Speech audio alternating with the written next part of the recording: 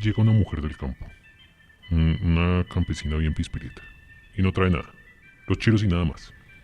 Y llega a una casa chusca, de esas que quedan bien al norte de Bogotá, en Teusaquillo. Sí, Ajá. y llega recomendada por una madrina que le heredó este trabajo, y resulta que la cachifa se enamora del tipo este del dueño, y él también se enamora de la muchacha esta. Es el futuro heredero de una fortuna y nunca el amor había entrado en su casa, ¿sí? Ajá, ajá. Bien, entonces el papá, que es un viejo pichicato, está para morirse. Y quiere que su hijo se case antes de entregarle la herencia, ¿sí? No. Pero quiere que se case con una dama de la alta sociedad, pero este pispo se enamoró de la campesina, ¿sí? Ajá, ajá. Ahí voy. La idea es que terminen juntos, pero todavía me falta echarle mano a eso, ¿cómo la ve? Pues a mí me gusta. A mí también. El problema es que mi esposa no. Y ella es la que me va a dar la plata para montar la obra. ¿Qué se le ocurre para hacerla más interesante? Pues doctor, se me ocurre que me saque esta muela que me está matando y después con todo gusto hablamos de lo que quiera. Es verdad, qué pena.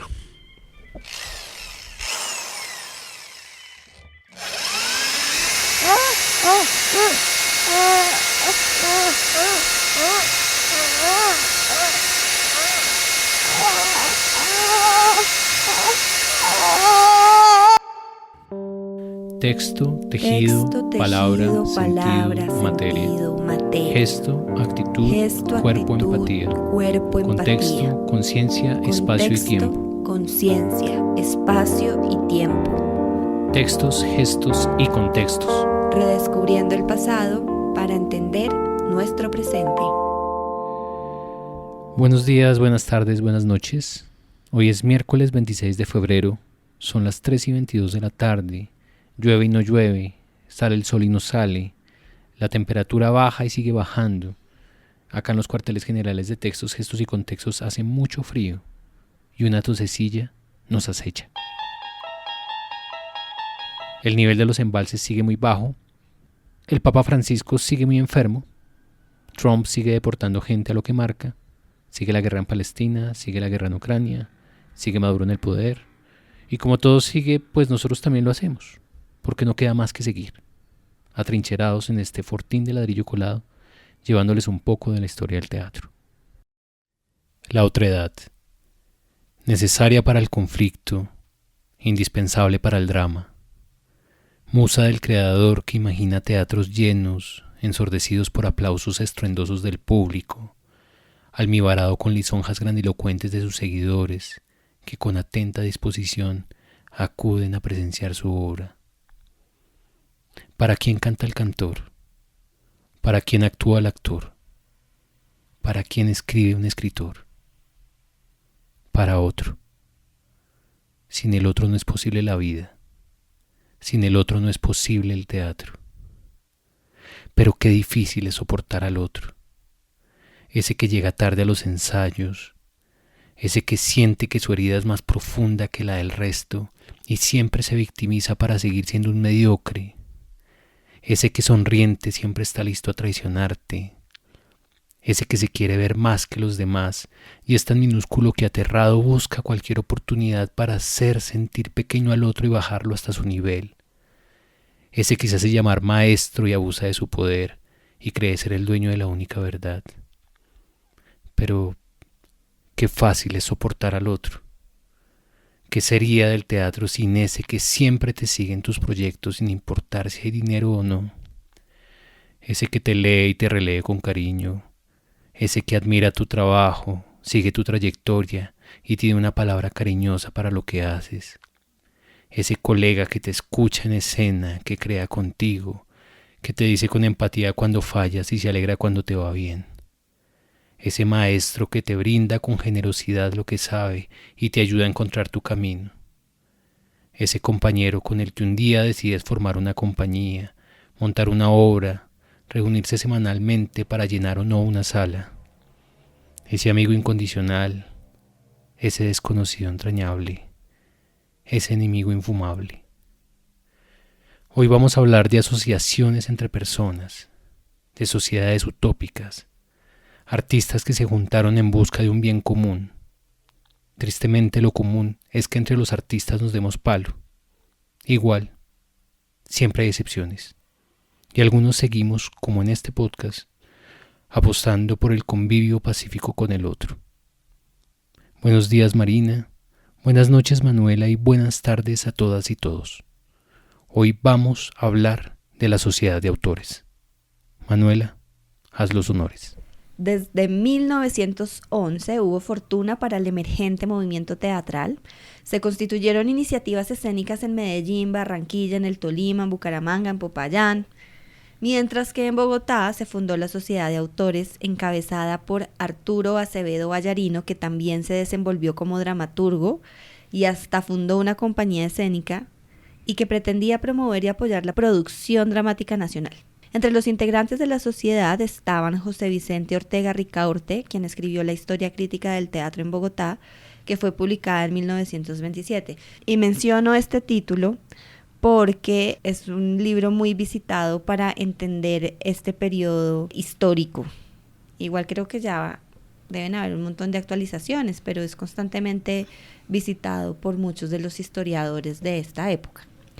En esa sociedad de autores también estaban Daniel Samper Ortega, Luis Enrique Osorio, Antonio Álvarez Lleras y muchos otros de los que vamos a hablar para un poco evidenciar otros nombres, otros dramaturgos.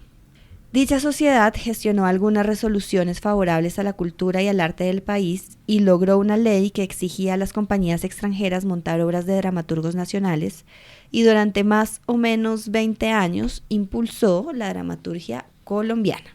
Bueno, la sociedad tuvo su sede en Bogotá y Acevedo Vallarino, por haber sido la persona que motivó la creación de esta sociedad, fue su primer director honorario y después su vicepresidente. Los escritores que inicialmente se afiliaron se reunieron formalmente en el Teatro Colón en julio de 1912 para dar por constituida la Sociedad de Autores de Colombia. El 13 de diciembre de 1915 y por iniciativa de Emilio Cuervo Márquez se logró la personería jurídica de la sociedad, siendo presidente de la República José Vicente Concha y ministro de Gobierno Miguel Abadía Méndez, las dos personas que firmaron dicha resolución. Para los años 20, además de los que ya nombró Manuela, estaban afiliados casi todos los dramaturgos del país que habían alcanzado algún reconocimiento. Entre los más activos estaban Germán Reyes, Antonio Álvarez Lleras, Pedro y Luis Gómez Corena, Ángel María Céspedes, Arturo Quijano, Manuel Castelo, que lo hemos nombrado en estos podcasts, Ricardo Acevedo, Víctor Martínez Rivas, Ramón Rosales, Gustavo Quijano Torres, Ricardo Rivas y el que ya nombramos antes, Emilio Cuervo. Habíamos conversado de la posibilidad de mencionar algunos de los antecedentes de la sociedad de autores. Mencionémoslo. Porque parece novedoso, pero igual ya habían unos destellos por ahí de este tipo de congregaciones de escritores. Sí, yo creo que sí mantenía alguna línea con las tertulias literarias y los grupos de escritores alrededor de alguna publicación. Tiene la cualidad la sociedad de autores con relación a esos antecedentes, es que trabajaron mucho, tenían un objetivo común, tenían, pues como se ve, lo acabamos de decir, personería jurídica, lo cual, con relación a los anteriores, esta era mucho más formal. Estaba legalizada, les daba una identidad. Exacto.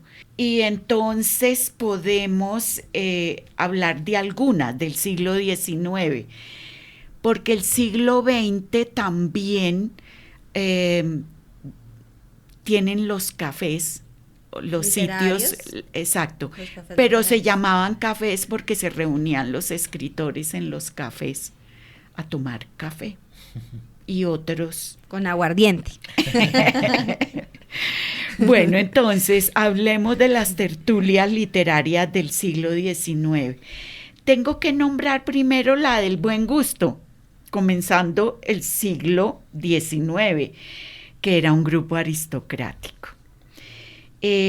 Además de leerse sus obras mutuamente, también tenían momentos en que había alegría, baile, rumbita, se estudiaba la historia y la literatura. Pero tenían algo en común estos grupos en ese momento, que también lo tiene la Sociedad de Autores en el siglo XX, y es luchar o incitar a una identidad nacional, pero al mismo tiempo cosmopolita. Uh-huh. A esta perteneció el médico, poeta y dramaturgo cartagenero José Fernández Madrid, uh-huh, y José María Salazar, que sus obras fueron estrenadas en el Coliseo Ramírez, como se llamaba antes, el Teatro Ramírez. Otra, el mosaico. Ahí tenemos que nombrar a varios autores muy importantes. Perdón, olvidaba decir que el Mosaico es una revista literaria. Como lo dije al comienzo, era alrededor de la edición y publicación del Mosaico que se reunían estos autores. Aquí nada menos está José María Samper, nuestro gran comediógrafo del siglo XIX, Lorenzo María Lleras, el director de teatro. También la alta alcurnia, me parece a mí. Sí. En esta... También, sí. Manuel María Madiedo, Felipe Pérez, José Caicedo Rojas, que escribió varias comedias, Ricardo Silva, el padre del poeta José Asunción Silva. Una sociedad que no, estas dos que acabo de nombrar, el buen gusto y el mosaico, ha tenido resonancia dentro de la historia de la literatura colombiana. Uh-huh. En cambio hay otra de un nombre muy bonito que se llama Sociedad Literaria Amantes de las Letras, que la organizó Camilo Antonio Echeverry, que es el traductor de Lucrecia Borgia, que es un drama en 3 actos. No solo traductor, sino que la adaptó a las circunstancias políticas de la Colombia de ese momento. Y la traigo aquí a colación no solo por ser como un antecedente de la Sociedad de Autores. Exacto, sino porque era Camilo Antonio Echeverry, un dramaturgo, ¿no? Adaptador, sí, okay, pero importante a mediados del siglo. Y bueno, la Gruta Simbólica, que ya la hemos nombrado en la temporada pasada mencionamos varias de estas. Varias también, de ellos, sí, de exacto. Sí. Entonces, la Gruta Simbólica para que nos haga como un puente con la Sociedad de Autores. O sea, aquí lo importante de la Sociedad de Autores es que al menos es la primera del siglo XX, porque ya vimos que en el siglo XIX muchas también iniciativas hubieron. Bueno, quizás la función más valiosa que pretendía desempeñar la Sociedad de Autores era la de proteger y reconocer los atributos de la cultura colombiana a partir de la literatura y el teatro. Y en ese sentido es evidente que estaban en concordancia con los autores denominados centenaristas. A los miembros de dicha sociedad les preocupaba sinceramente la poca trascendencia y el escaso desarrollo que había caracterizado al movimiento teatral, pero sobre todo la carencia de referentes dramáticos que expusieran y representaran las particularidades de los colombianos, pues como ya se ha dicho, había un hecho incuestionable: la producción extranjera se imponía sobre la producción nacional. En los artículos que configuran los estatutos de la Sociedad de Autores, hay varios que siempre me han llamado la atención y me encanta hablar de ellos, y aquí no va a ser la excepción. El artículo 2 dice lo siguiente: intervenir con las autoridades competentes a fin de que, en los contratos de cesión de los teatros de Colombia, se imponga a las compañías teatrales la obligación de poner en escena obras nacionales. En el artículo 5, fundar una biblioteca de teatro, dando preferencia al nacional. En el 6, escribir la historia del teatro y las biografías de autores nacionales ya muertos. Y finalmente, en el 7º artículo, gestionar con sociedades extranjeras la representación de obras nacionales en el exterior, para la cual podrá celebrar convenios especiales de intercambios artísticos con sociedades de otras naciones. Los artículos 5, 6 y 7 tienen una extraordinaria vigencia para el teatro en el umbral del siglo XXI, en tanto que son ideas que se propusieron durante el transcurso del siglo XX y que se abandonaron por diferentes motivos antes de haber generado consecuencias importantes. Bueno, los miembros de la Sociedad de Autores habían estudiado y entendido algunos de los problemas que tenían el movimiento teatral. Por ejemplo, que los principales edificios del país estuvieran reservados principalmente para los espectáculos y dramaturgias de las compañías extranjeras. Y pese a los intentos de cambiar tal situación, muchas obras escritas en esta etapa nunca se podían estrenar. Ellos también tenían muy presente que había que empezar a configurar un discurso y a documentar los hechos, logros y fenómenos del teatro colombiano. La influencia extranjera, especialmente de los europeos, en este momento era acentuada. Fue hasta los primeros años del siglo XX que el teatro, en el intento y logro de restituir el decoro, es decir, de hacer reconocible y pertinente la escenificación del texto, abandonó el acento y el modo de decir peninsular. Específicamente estamos hablando del castellano, y se fueron validando las maneras de hablar más autóctonas y regionales, así que también se abandonó el verso. Sí, eso es muy interesante, perdón que me meta la cucharada, pero eso es muy interesante porque muchas veces se nos olvida que hay una larga tradición de teatro en verso hasta el siglo XX, y realmente la idea de la prosa o esa... pues que haya tanta prosa en el teatro es algo relativamente nuevo. Sí. Como de esta época. De esta época finalmente que estamos hablando. Y ahora todo es prosa, y es bien curioso porque cuando uno se encuentra obras en verso, sobre todo los estudiantes, choca un montón al comienzo, y es muy curioso también lo que pasa. Y es que después de leer las 3 primeras páginas, la musicalidad se va contagiando y uno empieza a pensar en verso.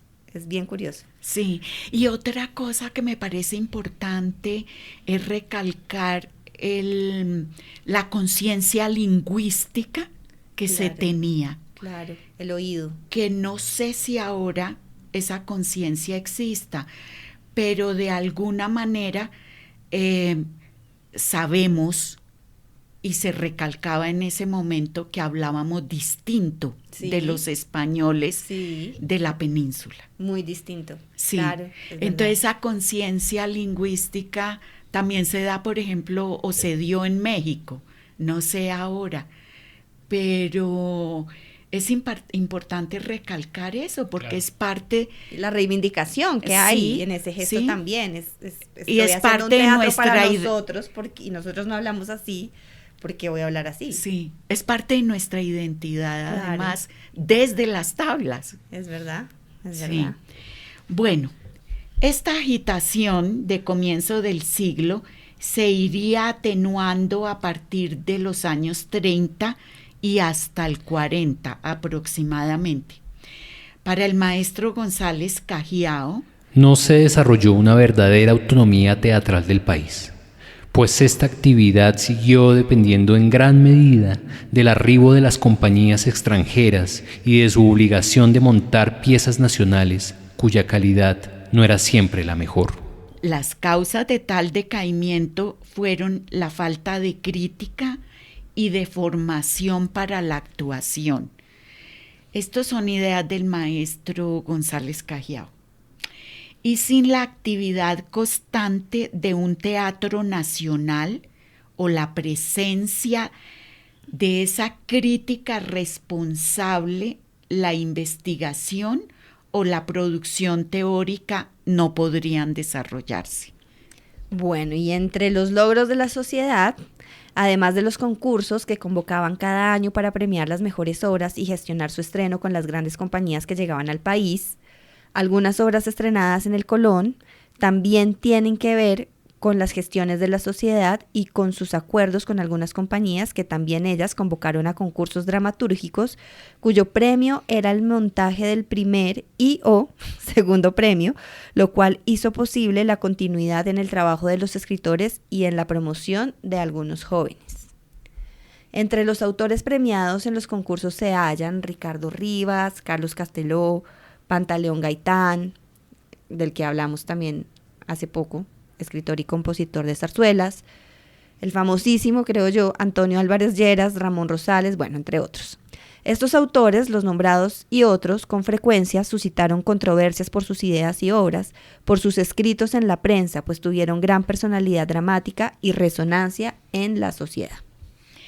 Bueno, otro de los logros de la sociedad, dada su influencia y solidez, fue el realce de algunos actores y actrices que llegaron al mismo nivel de aquellos renombrados que conformaban las compañías extranjeras que hacían el viaje por las Américas, como se decía en aquel momento.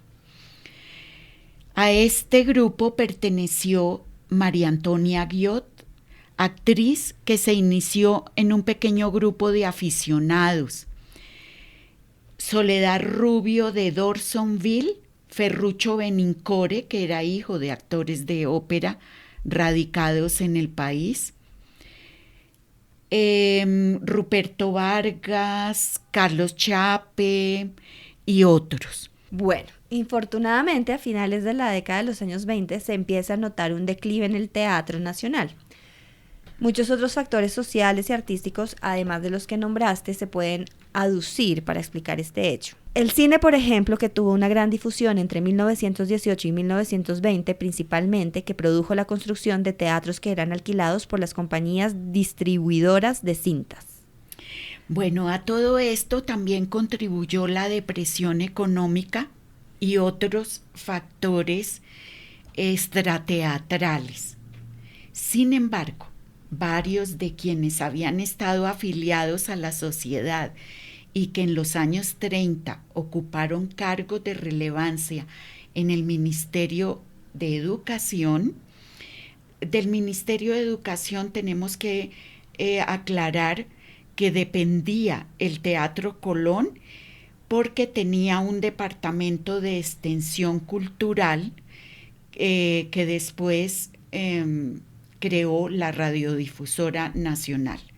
Bueno, estos autores promovieron la actividad teatral. Igualmente, algunos escritores, entre los más jóvenes de la sociedad, fueron protagonistas del teatro colombiano en la década del 40. Por ejemplo, Luis Enrique Osorio, el más reconocido.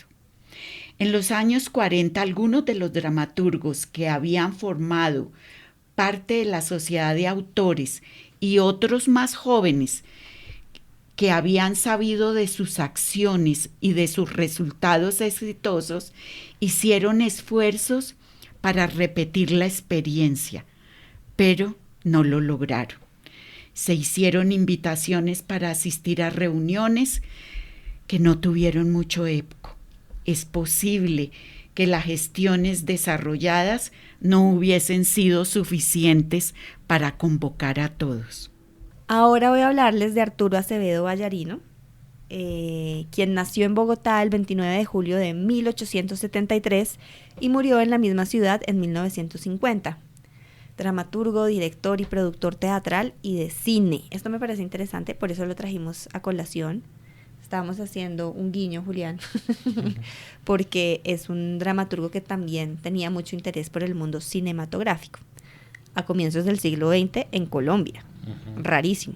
Cursó estudios en el Instituto Federal, dentista de profesión, graduado en el Colegio Dental de Bogotá. O sea, lo que le vemos a esa profesión en lo que el términos teatro. teatrales, exacto, o sea, nunca pensaron a comienzo de siglo que tanto dentista iba a darle tanto al teatro colombiano. O que tanto teatrista nos iba a arreglar los dientes. Exacto. También. O que tanto dentista salió tan mal dentista que terminaron haciendo teatro. Todo eso son incógnitas. Yo creo que eran buenos, no mentiras, ni idea.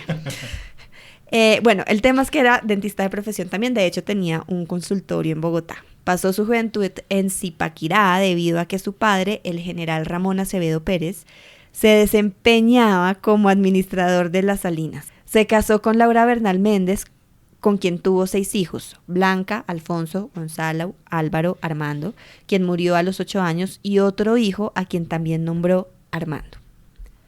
En la Guerra de los 1000 Días militó en las filas conservadoras y alcanzó el grado de coronel. Dirigió la batalla de Ambato en el Tolima. Formó parte de la gruta simbólica tertulia de puertas abiertas a la que asistía un grupo de intelectuales y artistas de la capital a comienzos del siglo XX. Fundó el periódico La Opinión de Zipaquirá y colaboró con los periódicos El Nuevo Tiempo, El Tiempo y Thalía, publicados en Bogotá. Cuando la Scala cerró tempranamente sus puertas, Acevedo Ballarino pasó al Teatro Municipal, donde debutó el 26 de enero de 1905, día de San Ginés, patrono de los actores, y donde tuvo largas temporadas en el lapso de 3 años. Además de las piezas del repertorio español y francés del momento, montó piezas de autores colombianos y las llevó por varias ciudades del país en largas giras artísticas. Bueno, buenas tardes primero que todo. Y empecemos hablando de nada más y nada menos de nuestro santo más querido y más idolatrado, San Ginés de Roma, llamado también Genesio. Es conocido como el patrono de los actores, las actrices y en general de las personas que se dedican al arte teatral. El nombre Ginés o Ginés, o como sea que se diga, quiere decir protector de la familia. Y vivió en el siglo III después de Cristo, en la etapa en la que el Imperio Romano estaba en desarrollo y además empezaba a propagarse el cristianismo. Pero claro, para los romanos, los cristianos eran unos bichos raros. Un día, el romano Ginés vio, así de casualidad, cómo los cristianos realizaban el ritual de bautismo y como este señor se dedicaba al teatro, se le ocurrió diseñar una parodia de esta ceremonia para divertir al César del momento. Cuando se estaba realizando la representación y uno de sus compañeros actores le estaba echando el agua para simular el bautismo, él sintió el llamado del cristianismo, por lo que experimentó ese momento verdaderamente como un ritual de bautismo. Y desde entonces profesó la fe cristiana.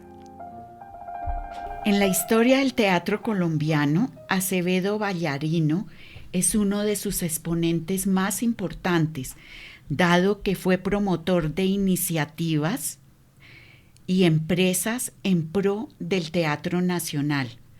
Organizó importantes compañías teatrales, escribió varias obras, tuvo grandes actividades que le hicieron ganar el calificativo de padre de Teatro Nacional. Además de lo anterior, Acevedo Vallarino fue administrador y empresario teatral, director artístico y escenógrafo. Mira que ahora que dices lo de padre del Teatro Nacional, pues es el mismo señalamiento que se le hace a Enrique Buenaventura, que se le hace a Santiago García, y resulta que antes de ellos ya teníamos padres teatrales también, olvidados, sí, pero ahí estaban. Ahí estaban. Tenemos que buscar ahora las madres del teatro también colombiano. Siguiente tarea. Anotado. Bueno, junto con otros escritores e intelectuales, se propuso dar a conocer las obras de los dramaturgos colombianos de su tiempo, por lo cual fue el organizador más activo de la Sociedad de Autores de Colombia, como ya lo hemos venido diciendo, de la cual fue su presidente honorario y primer vicepresidente, y desempeñó un papel fundamental en la divulgación y puesta en escena de la dramaturgia nacional. Según un extenso artículo del Tiempo, Acevedo Vallarino se entrega por completo a formar núcleos de artistas, a hacer propaganda teatral, a buscar escenarios, a dar representaciones, a empujar el carro de la civilización por ese lado trascendente y magnífico. Funda la Sociedad de Autores Colombianos, excita a los literatos de la tierruca a que escriban dramas, comedias, zarzuelas, estimula a unos, impulsa a otros, pone en escena obras nacionales, gana con su grupo de artistas grandes triunfos en la capital y en los departamentos. En septiembre de 1904 estableció la Compañía Dramática Nacional. Por fin. Lástima que desapareció también. Sí. Fue la primera compañía teatral colombiana del siglo, la cual fue considerada por sus contemporáneos como una actividad artística que requería de gran esfuerzo y perseverancia para llevarla a cabo, dadas las circunstancias por las que atravesaba el país. Con esta compañía debutó como director en el Teatro La Escala, ubicado en el barrio Chapinero, el 24 de septiembre de 1904, con la obra Enseñar al que no sabe, comedia en 3 actos y en verso de Miguel Echegaray, español, que fue muy representada en España y en América Latina, tanto por compañías españolas como nacionales. Es hermosa y es coqueta. Siempre la coquetería va detrás de la belleza, como detrás de la luz camina la sombra terca. Es coqueta, es la causa de su tirana influencia en mi corazón marchito y en mi fantasía enferma. A los hombres veteranos, amorosas contiendas, la humildad, la sencillez, el candor y la modestia son pobres guisos sin sal que la virtud condimenta. Como estamos muy corridos para dar otra carrera, necesitamos el látigo, el bocado de las escuelas.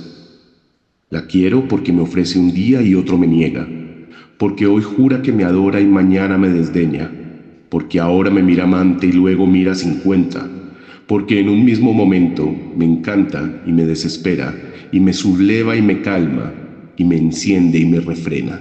El producido de taquilla fue a beneficio del Templo del Barrio.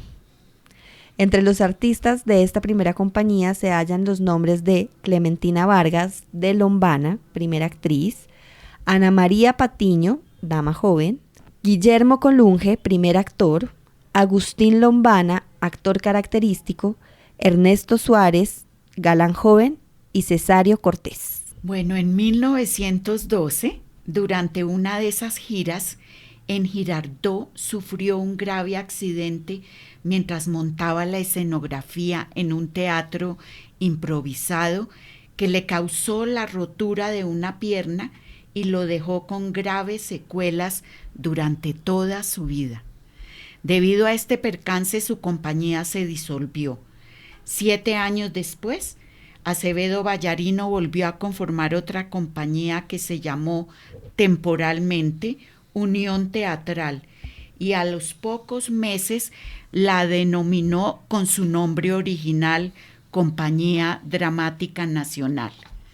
También fue promotor de la adaptación del recinto ferial llamado Pabellón de Máquinas para convertirlo en un teatrillo que cuando estuvo listo para exhibir películas y presentar espectáculos, recibió el nombre de Teatro del Bosque, esto en Bogotá, y cuyo carácter fue oficial.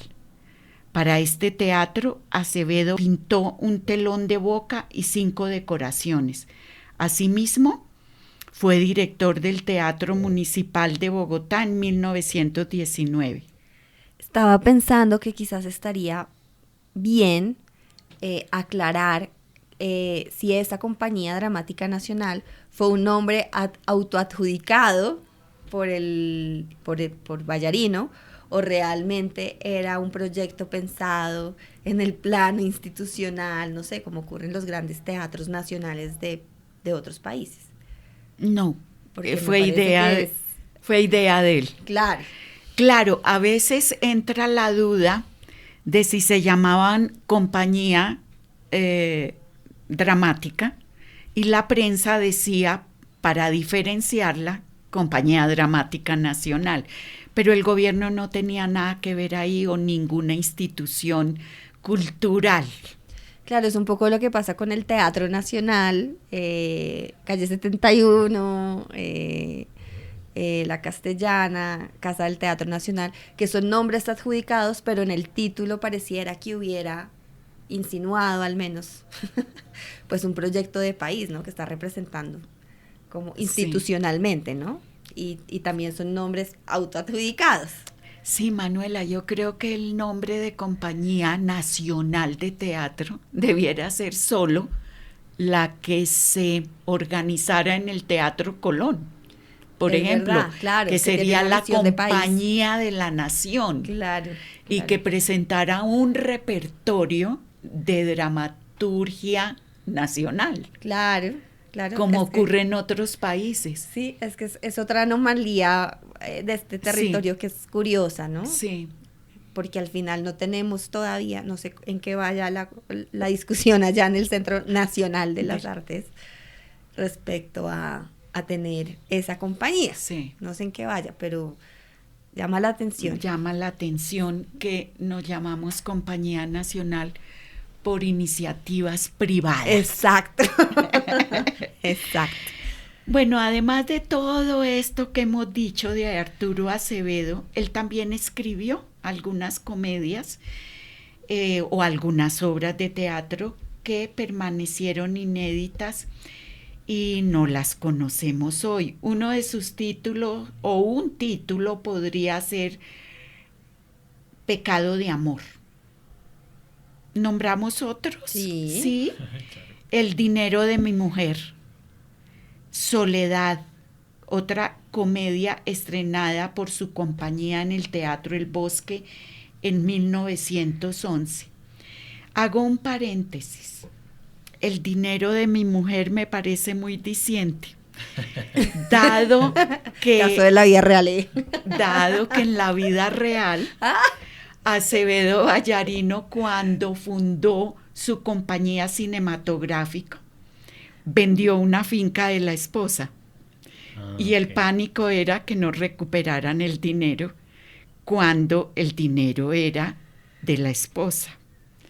Entonces, podría ser autobiográfico. Claro. El dinero de mi mujer. Una mecenas tenemos ahí detrás. Sí. Bueno. También la pieza, según las bibliografías, dice que publicada, yo no la he visto, que se titula Retazo de vida, comedia en un acto y en prosa, escrita por Arturo Acevedo Vallarino, sobre el cuento de Ortiz de Pineda. También la estrenó su misma compañía y fue dirigida por el mismo autor con motivo de las festividades en Útica, Cundinamarca. Arturo Acevedo, en 1920, el mismo año en que vendió la hacienda maderera que formaba parte del patrimonio de la esposa, junto con sus hijos fundó la Casa Cinematográfica Colombia, antecesora de Acevedo e Hijos, con la cual realizó sus 2 únicas películas y un noticiero. Acevedo filmó, por ejemplo, el cóctel de inauguración de su empresa en el mismo set donde posteriormente filmó La tragedia del silencio, su primer largometraje, que estrenó en 1924 en el Teatro Faenza de Bogotá. Este mismo año publicó la revista Cine Colombia como órgano de difusión de las actividades de la empresa. Acevedo e Hijos tuvieron éxito con su noticiero nacional Todavía Silente. Algunas emisiones fueron de carácter monográfico, como por ejemplo el titulado El Cóndor Granadino, sobre el aviador Benjamín Méndez Rey, y otro sobre protestas estudiantiles en Bogotá. En 1932, los Acevedo fueron contratados por Cine Colombia para realizar el noticiero Cineco, al comienzo también silente y después sonoro. Acevedo Vallarino fue uno de los fundadores del cine en Colombia y es de los primeros que tuvo plata para hacer cine, porque eso es carísimo. Pero la plata no era de él, era de la esposa. Y así pudo hacer sus películas. La primera de ellas, llamada La Tragedia del Silencio, se estrenó en Medellín y no tuvo tanta divulgación en Bogotá, pero logró que Gonzalo Mejía se interesara por su trabajo y le financiara su segunda película llamada Bajo el Cielo Antioqueño, que hoy en día es reconocida como una de las primeras películas del cine mudo en Colombia, a la cual se le compuso su propia música, como en Hollywood. En ella aparecen personas de la alta sociedad de Medellín, o mejor dicho, la crema innata, los piripiznais paisas. Además, la producción duró varios meses y mucho más tiempo del que ellos tenían presupuestado. A la película no le fue tan bien, pero lo impulsó como director y guionista porque tuvo impacto nacional e internacional. Bajo el Cielo Antioqueño fue restaurada hace poco por el Patrimonio Fílmico y es una joya del cine colombiano. Invitadísimos a verla, a buscarla y disfrutar de esta belleza de película. Gracias. Bueno, hablamos de la Sociedad de Autores durante los años 20 y 30. En los años 40, algunos escritores de teatro trataron de revivir la sociedad, una sociedad de autores, como lo dijimos antes, y tenemos que llegar a tiempos siglo XX, más... 21. Siglo XXI, sí. Más actuales. Cuando se conformó la Red Nacional de Dramaturgia Colombiana, RENATA. Esto ocurrió entre 2006, que comenzó, y parece que murió en 2010. La historia es como sigue. La Dirección de Artes del Ministerio de Cultura, con la Corporación Luna, dirigida por el dramaturgo Pedro Miguel Rosso, y la coordinación administrativa de Diana Pescador, organizaron esta red que tuvo escritores afiliados de Bogotá, Armenia, Manizales, Pereira y Cali. Entre sus objetivos estaba el de promover la circulación, difusión e intercambio del movimiento teatral del país. Se pretendía también la inclusión de directores, productores y demás personas vinculadas con el teatro. Las acciones de la red estaban articuladas al Plan para las Artes. Producto de esta unión entre la red y el ministerio, después de 4 años de trabajo de convocar autores en las regiones, salió publicada la antología Primer Llamado en abril de 2010, con obras de Andresito Rodríguez, que luego se llamó Piafante Nefelibata, de Carlos Molano, Eric Leighton Arias, Catherine Betancourt y Laura Reina Tarscón. En el prefacio de este libro, Pedro Miguel Rosso escribe que la red se propuso la difusión y el acompañamiento de los procesos creativos. Se trabajaron en actividades como el diseño conceptual de la red, que plantea 4 parámetros fundamentales: el intercambio, la cobertura, el acceso y la sostenibilidad. En cada una de las ciudades que acabamos de enumerar, el compromiso de agrupaciones teatrales y de instituciones como la Universidad de Caldas, el Instituto de Bellas Artes de Cali y los coordinadores de esas ciudades desarrollaron actividades en torno a la dramaturgia. Entre estas, tertulias dramáticas, piezas radiofónicas, lecturas dramatizadas, talleres, conversatorios, conferencias, seminarios y un largo etcétera. Enfocados en el fortalecimiento de la dramaturgia colombiana contemporánea. Actividades que se podían consultar en su momento en la página web. Además de lo anterior, en 2009 la red adelantó 2 actividades. La primera, el Concurso Nacional de Dramaturgia Contemporánea, y la segunda, la primera residencia en dramaturgia en el marco del Festival de Teatro Universitario en Manizales. Y las obras ganadoras, según Pedro Miguel Rosso, que nos proporcionan una panorámica sobre algunos de los nuevos rumbos que está tomando la dramaturgia colombiana contemporánea. Por un lado, hallamos un teatro que busca abordar problemáticas sociales desde perspectivas ulteriores a las del nuevo teatro en Colombia, rompiendo el esquema brechtiano de obra didáctica tan en boga en los años 70 y 80. De otro lado, tenemos un teatro más introspectivo, que persigue indagar los conflictos del individuo antes que los de la sociedad que éste habita, pero explorando lenguajes que van más allá del realismo psicológico sin renunciar por ello a la coherencia interior de los personajes. Y finalmente, otro proyecto que consolidó la red de dramaturgia fue la Clínica Dramatúrgica, de cuyos encuentros resultaron 4 obras en su primera versión, que se reunieron en el libro 4 tiempos del 2010.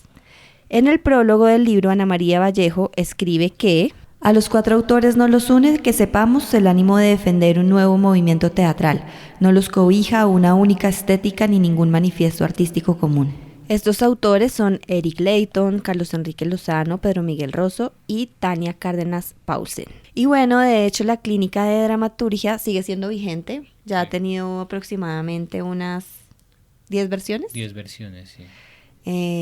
Y me parece interesante este proyecto porque pues se sigue realizando de una manera casi que autogestionada. En realidad no tiene como un líder o director que sea pues el que gestiona todo, aunque sí hay muchos acompañantes que están como escoltando ese proceso para los que entregan la posta, ¿no? Como que los que escribieron le entregan la posta a unos que vienen y continúan el proceso.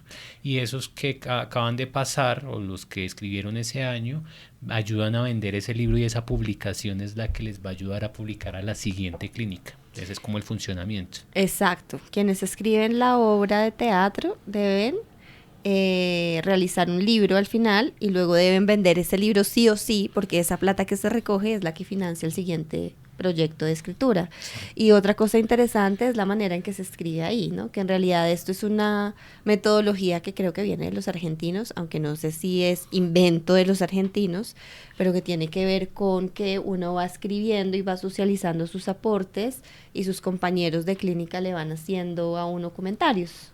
Claro, además que, digamos, como que una de las intenciones que tenía la clínica, no sé si sigan manteniendo eso, pero hasta en la que yo estuve era así, era generar temas que lo sacaran a uno, digamos, de su lugar como en el que siempre escribiera, como en su lugar en mi clínica no fue así, pero sí que es verdad que hay un tema en común sobre el que todos van a escribir. Claro, sí, esa no es que cada uno escriba lo que quiera, sino como que entre todos se llega a un acuerdo para que el libro tenga como una unidad temática. Claro. Y bueno, y de los autores, y es importante también nombrar que han pasado a grandes autores por ahí, o sea, como autores reconocidos en el teatro contemporáneo, no sé, para nombrar un par, Felipe Botero, César Álvarez, Seba Sillera, María Adelaida Palacios, Eric Leighton, sí. Verónica Ochoa. Bueno, lo que estábamos hablando hace un momento, es interesante también porque por ahí pasan muchas generaciones de autores, o sea, muy jóvenes, los de nuestra generación que son casi jóvenes, y los menos jóvenes. Sí. Sí, sí. Entonces es un lugar de encuentro también muy rico, ¿no? Porque pues son muy diversas las maneras de escribir que uno se encuentra en esos procesos. A la señorita Manuela y al señorito Julián se les cae la cara de la vergüenza al hablar de sus proezas y sus hazañas. Así que me toca a mí venir a dar la cara.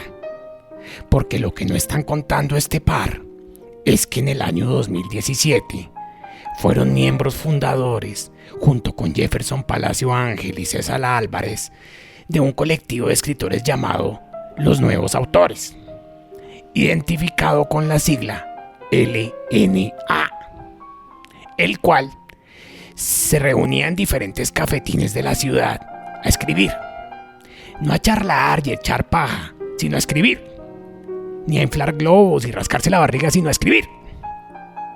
El grupo duró aproximadamente 3 años y por ahí desfilaron varios dramaturgos y actores contemporáneos como Liliana Escobar, Juan Vilis, Mónica Fernández, Julián Delgado, Wendy Rojas, Paola Barrera, Ariel Merchán, entre otros muchos. Vale destacar de este grupo de autores su proyecto llamado Las Pequeñas Tragedias, el cual fue socializado en muchas lecturas dramáticas en diferentes espacios teatrales de la ciudad de Bogotá. Además de esto, hicieron encuentros dramatúrgicos en espacios alternativos y no convencionales, donde vendían comida, leían obras, vendían libros, se echaban sus buenos guarilaques ahí como para mojar la palabra. Y ahí sí echaban chisme y se encontraban con otros compañeros camaradas, o mejor llamados, colegas. Y por último, sostenían encuentros clandestinos a jugar el asesino. Un juego de cartas y de argumentación en el cual se les iban las horas, del cual generaban insumos como listas, frases, palabras, que luego utilizaban en los textos que escribían. Porque como ya les dije, se encontraban era a escribir, no a jugar, a escribir. Y bueno, teniendo esto en cuenta, para ustedes, ¿qué implicaciones tiene construir un gremio de escritores hoy en día? Y para responder la pregunta, el director, actor, dramaturgo y guionista, fundador del teatro temporal, oriundo de la ciudad de Armenia, recibamos con un fuerte aplauso a Pedro Miguel Rosso Flores.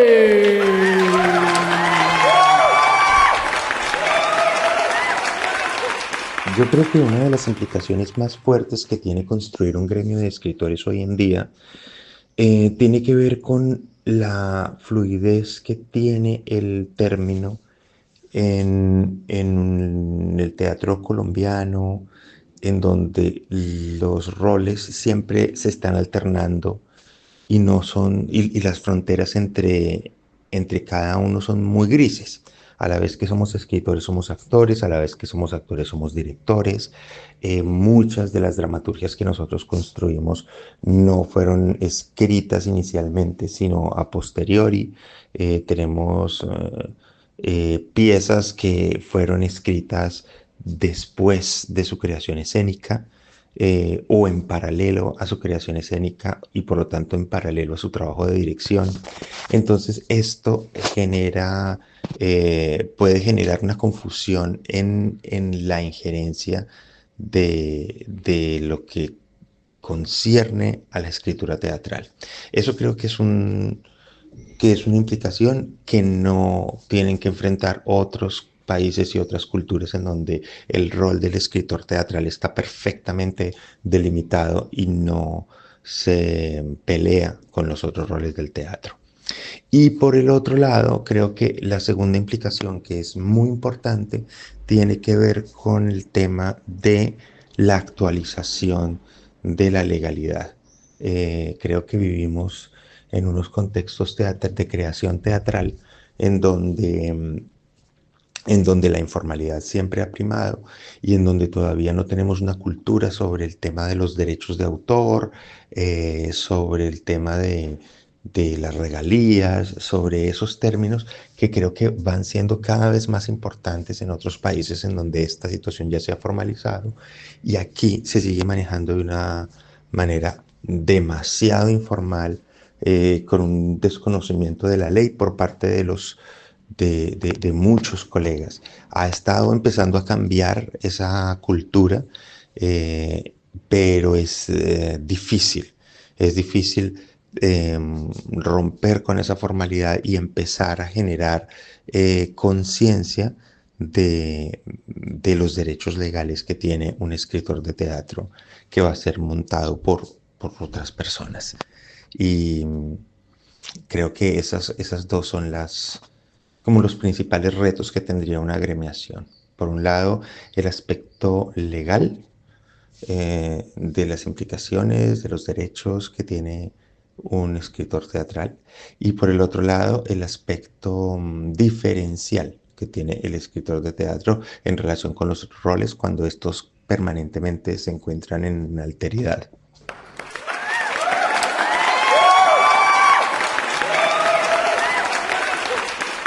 Bueno, yo voy a empezar hablando de los beneficios, porque seguramente tener un gremio implica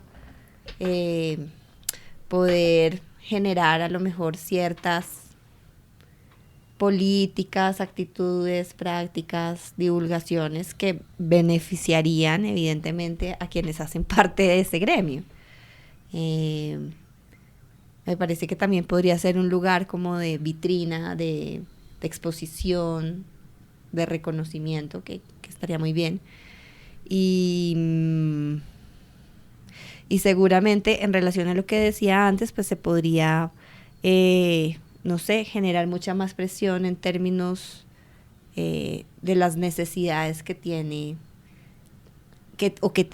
esas personas que se dedican a la escritura, ¿no? Me imagino yo que esos serían los beneficios para hablar de las virtudes de...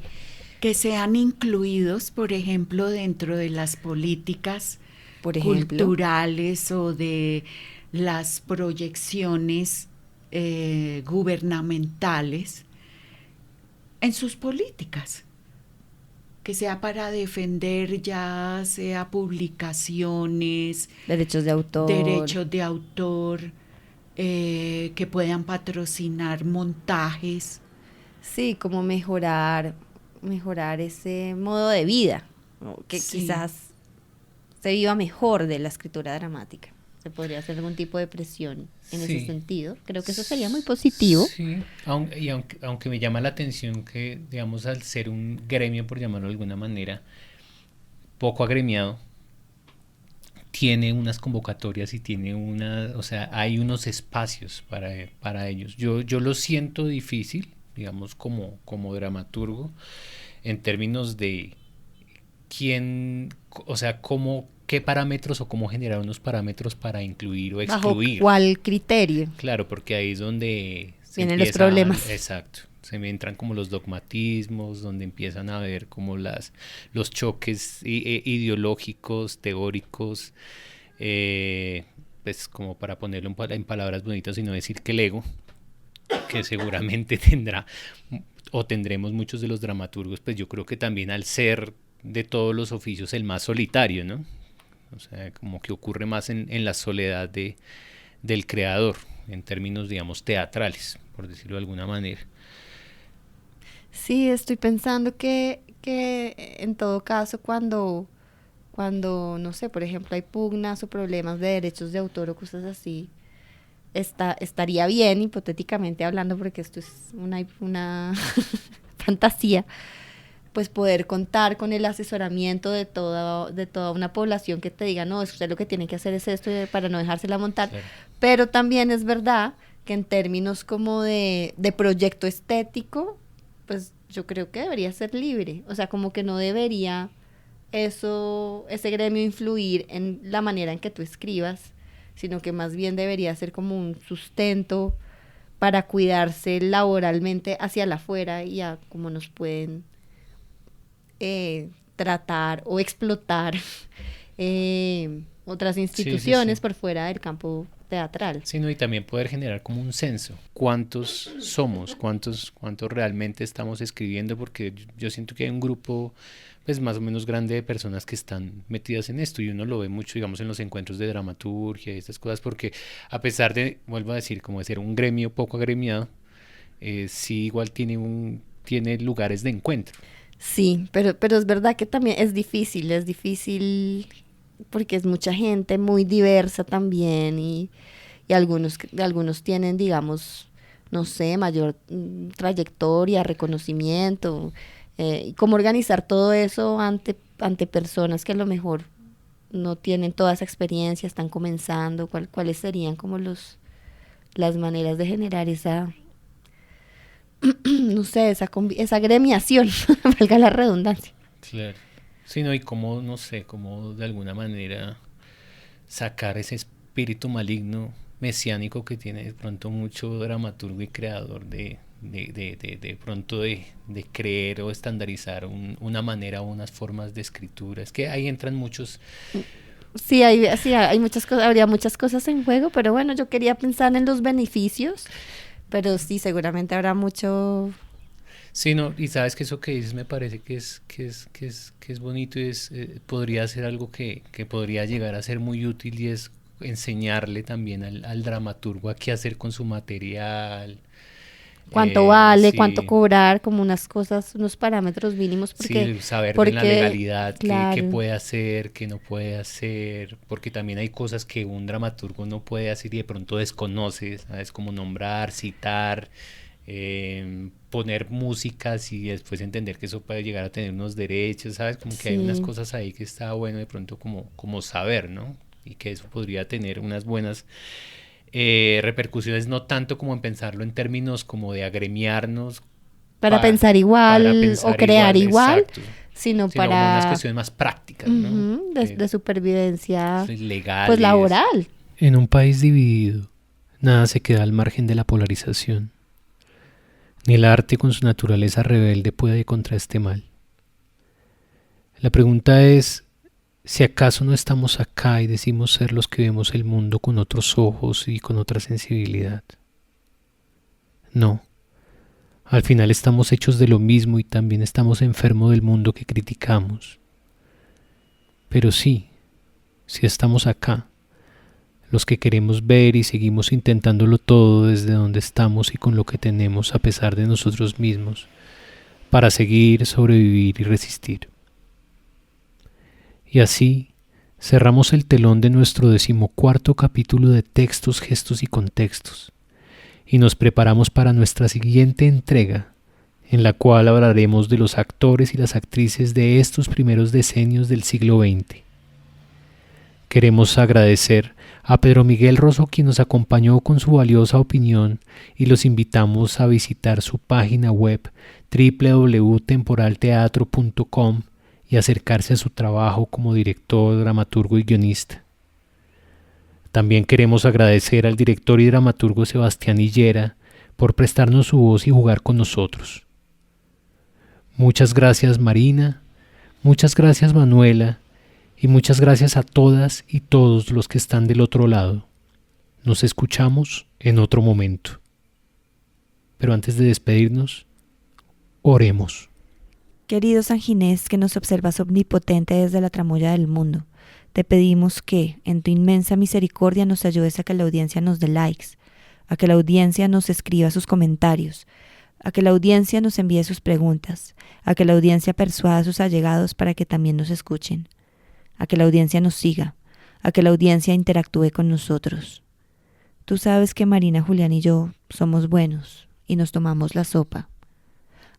Y si nos colocas a un mecenas en el camino que caiga con una moneda o un billetico, no nos vamos a poner bravos. Amén. Recuerda seguirnos en Facebook e Instagram. Puedes escuchar los episodios completos en Spotify y YouTube. Si quieres ponerte en contacto con nosotros, escribe a textosgestosycontextos@gmail.com.